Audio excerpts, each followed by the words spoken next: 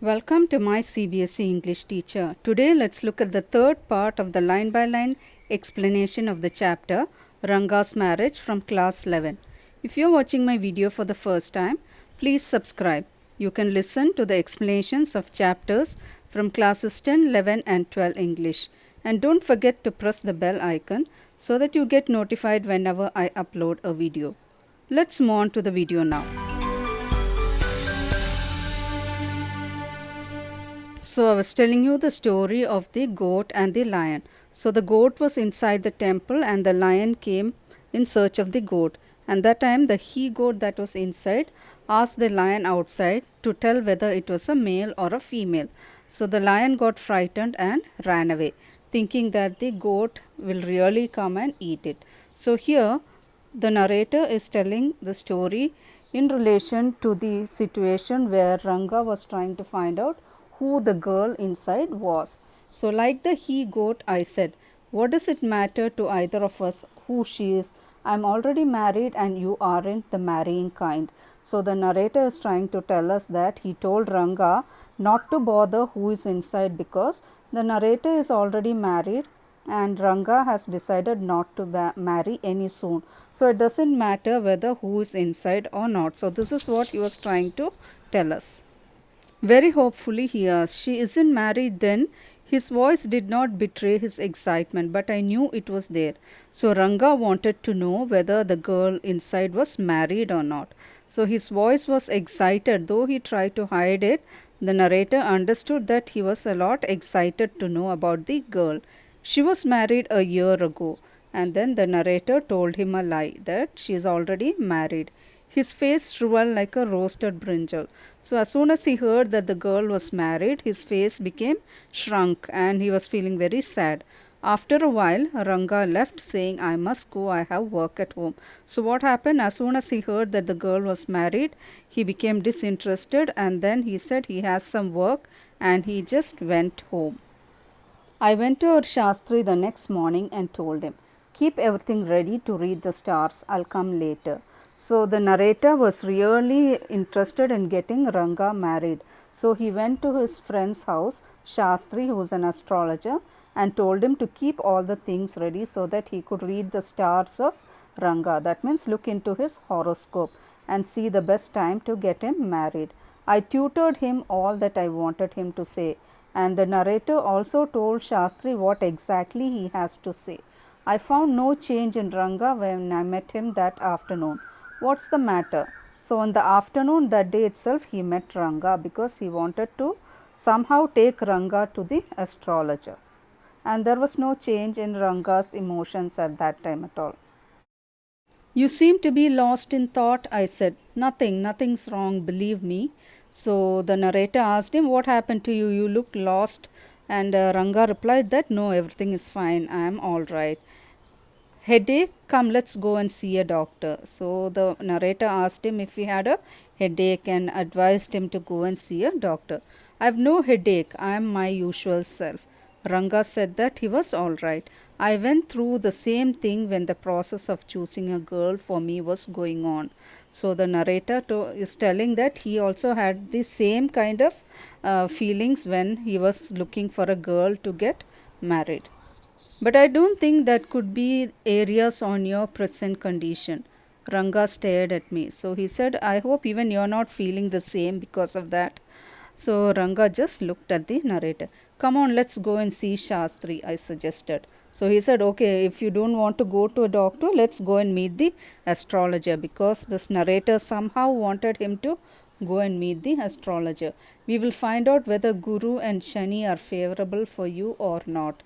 So he was telling him about the stars, various stars, to see their positions, whether we'll find out whether they are favorable for you or not, whether your times are good or not. So Ranga accompanied me without any protest. So both of them went to meet the Shastri. So we know that the narrator has already tutored Shastri what he has to say when Ranga comes there. So as soon as Shastri saw me, he exclaimed, what a surprise, Shama, haven't seen you for a long time. So actually that day morning only both of them met, but then they had already planned to act as if everything was not created or something like that. So as soon as Shastri saw this man, narrator, he said, "Oh, what a surprise, Shama, haven't seen you for a long time." Shama is none other than your servant, the narrator of this tale. So now the narrator is introducing himself, that whom Shastri called Shama is himself. So I got angry and shouted, "What? Only this morning?" And then without a thought, this narrator said, "No, what you're telling, we met this morning." So Shastri completed my sentence. "You finished all your work and now are free to visit me." So actually the narrator was going to tell out without a thought that they had met this morning, but then Shastri very cleverly completed his sentence and told him that, "Okay, today morning you finished all your work and was free to visit me." So had he not done so, I would have ruined our plan by bursting like grains that are kept in the sun to dry. So he said that Shastri saved him from leaking out their plan by completing his sentence. I was extremely careful of what I said afterwards. Shastri turned to Ranga. So after that, the narrator became very careful, and he was very careful not to talk something that was not relevant. So Shastri looked at Ranga. "When did the young son of our accountant clerk come home? What can I do for him? It is very rarely that he visits us." So he asked him, "When did you come and what can I do?" and all that. Okay. So take out your paraphernalia. Our Rangappa seems to have something on his mind. So the narrator told him to take out his paraphernalia. Paraphernalia is all the other miscellaneous items that are necessary for a astrologer, to read the horoscope. They have, shells and books and whatnot. So all those are called the paraphernalia. So he said that Rangappa is worried about something. So please have a look at that and tell us what is the matter. Can you tell us what's worrying him? Shall we put your science of astrology to test?" So the narrator asked Shastri to find out what was the reason for his worry. And he also challenged the science of astrology because he wanted to know whether it could really tell the reason of Ranga's worry. There was authority in my voice as I spoke to Shastri because he was the one who did all the planning. So he was really very authoritative. He took out 2 sheets of paper and some cowries and a book of palmyra leaves, saying, "Ours is an ancient science, Ayya." So he took out his paraphernalia. What are the things? Sheets of paper, cowries. Cowries are small shells. A book of palmyra leaves, palm leaves, a book made of palm leaves with some writing on it and all that. And then he started telling that astrology is an ancient science. Ayya is a way of calling somebody in their native language, addressing someone. There's a story to it, but I won't tell you that story now. This is not a harikatha which allows you to tell a story within a story. You may get bored. So he's saying that there are lots of stories attached to this astrology, and he's not going to tell it now. He may tell it at some other time. I'll tell it to you some other time. Shastri moved his lips as fast as he could on his fingers and then asked, "What's your star?" Ranga didn't know. So he looked into his materials, and then Shastri asked Ranga what his star was because he wanted to read the horoscope. So Ranga said that, "I did not know." Though he didn't have the horoscope, with the help of the star, he could calculate things and tell him. So he wanted to know the star. "Never mind," Shastri indicated with a shake of his head. So though Ranga did not know the star, Shastri said, "Never mind, I can do without it."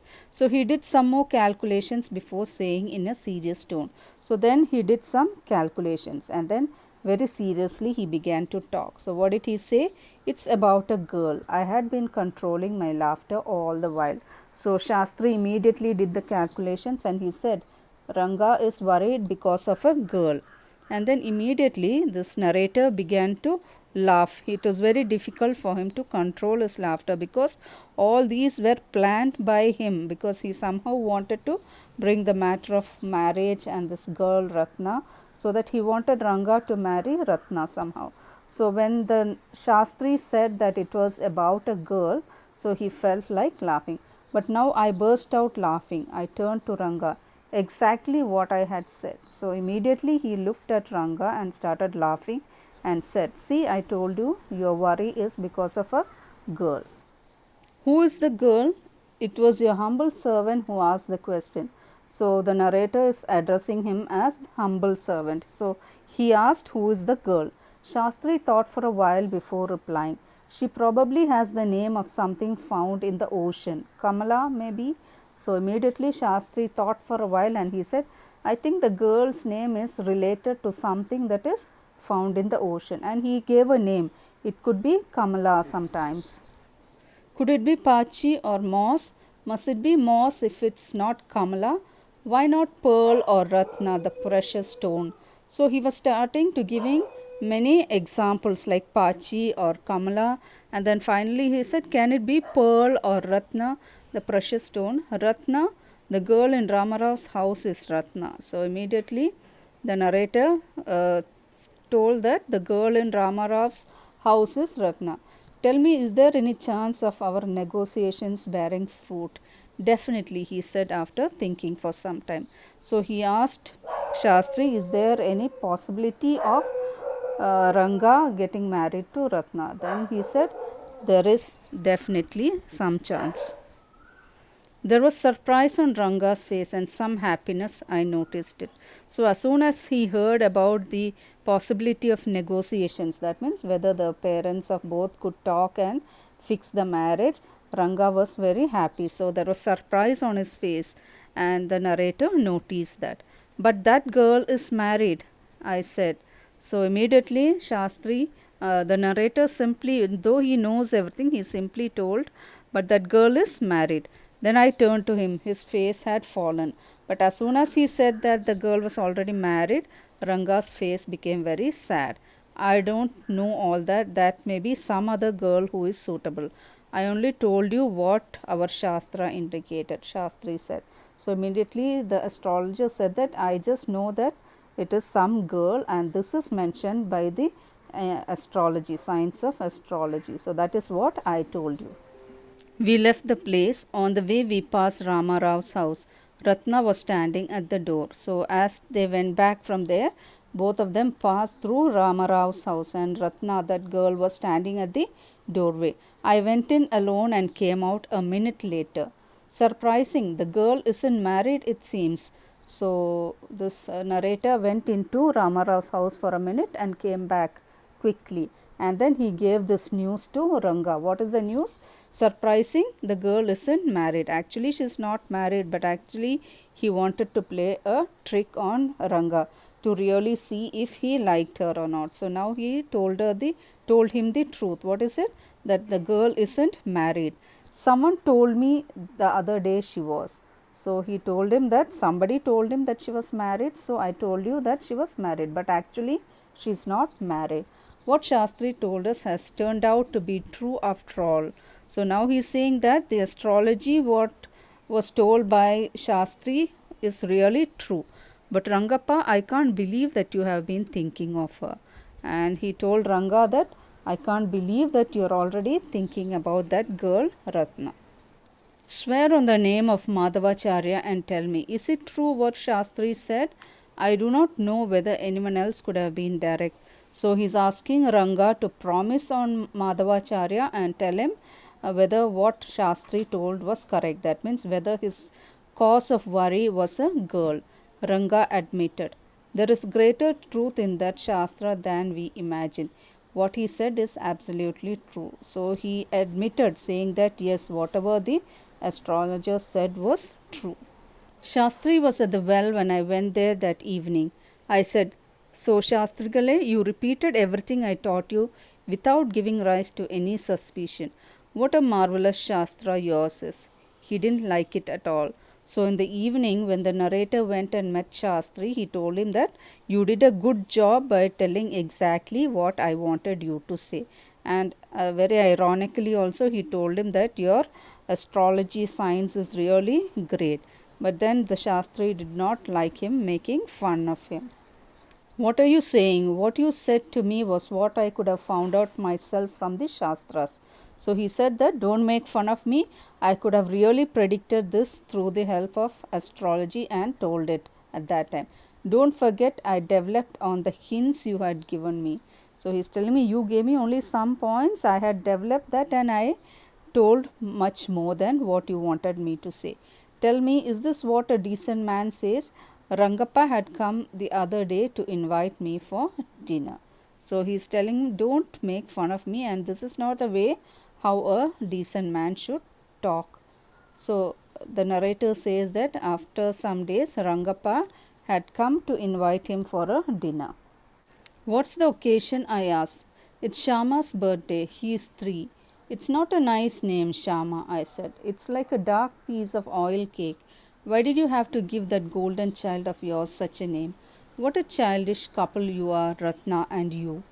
So the narrator had told us the story, the flashback about how he got Ranga and Ratna married. Now many years have passed, and now one day Ranga had invited him for a dinner. So the narrator asked him what the occasion was, and he told him that his son, whose name is Shama, is 3 years old and it is his birthday. And then Shama told him that Shama is not a nice name. Shama means dark. So he is asking Ranga, why did you keep your fair, beautiful looking golden child such a name? And then he is also commenting on the kind of couple they are. They are looking very childish because this girl Ratna is actually very young. She was only 11 years old when she got married.